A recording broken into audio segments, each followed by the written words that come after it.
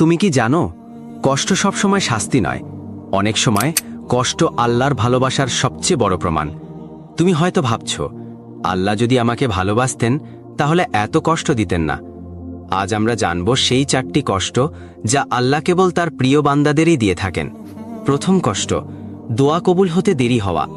তুমি হয়তো অনেক দিন ধরে দোয়া করছ, কিন্তু এখনো কবুল হচ্ছে না।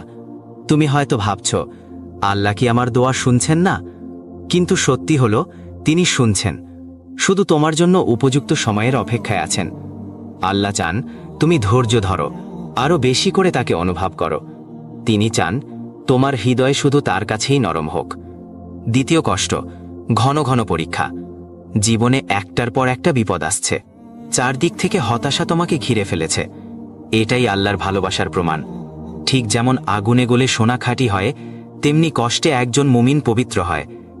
আল্লাহ যখন কাউকে ভালোবাসেন, তিনি তাকে বারবার পরীক্ষা করেন, যাতে সে আরও পরিশুদ্ধ হয়। তৃতীয় কষ্ট, প্রিয় জিনিস কেড়ে নেওয়া। তুমি হারিয়েছ ভালোবাসা, কাজ, অর্থ কিংবা কোনো মানুষকে। হয়তো ভাবছ, কেন? আল্লাহ জানেন, হয়তো সেই জিনিসটা তোমার জন্য ক্ষতিকর হয়ে যাচ্ছিল, তাই তিনি তোমার পথ পরিষ্কার করেছেন, যেন তুমি আরও ভালো কিছু পেতে পারো। তিনি যা কেড়ে নেন, তার চেয়েও অনেক উত্তম কিছু দিতে চান। চতুর্থ কষ্ট, তোমার চারপাশে অনেক মানুষ থাকা সত্ত্বেও তুমি নিজেকে একা অনুভব করো।